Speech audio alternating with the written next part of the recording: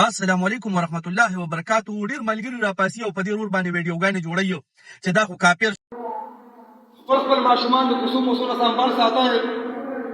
ما د شپاکي څه شو خو خزاکوسي لانجه راغلې ده که نه، او دا اعلان د ځکه کوم که نه چې شواس خان ته خبر لاړ شي وینې به دې ورته جام کې سکم شو سره د بوټانو جومات ته لاړو، جومات کې کنځل وکړو، ټوپک دی ورسره.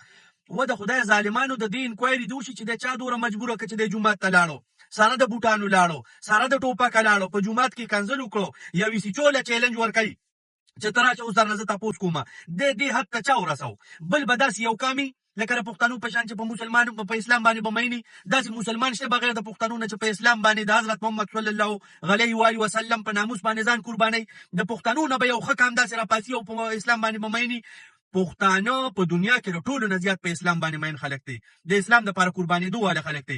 خو دا د لوغړنې چرګې زامن راپاسي او دی کافر کوي چې د حضور اکرم صلی الله علیه و آله وسلم په مسله باندې سره د بوټانو ودرېد، دی کافر شه. کافر تاسو یې، تاسو سوچ نه کوئ او یو انسان پسې به خبرې کوئ. دی ولې دومره مجبوره شو؟ دی چا دومره مجبوره کړه چې دی جومات ته ځي او په جومات کې اعلان کوي؟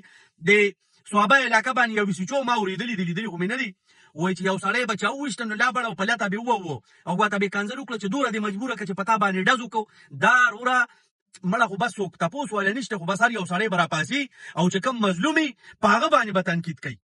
خو بیا به موږ انتظار کوو چې د دې کلي خلک څه وایي او پولیس څه وایي، ځکه چې په دې باندې به اوس نورې کیسې راوځي او د باندې به د دنیا مقدمې او پته نه لګي چې څه به وي. خو انتظار به وي زموږ انشاءالله چې داسې څه واقع شوې ده د سره.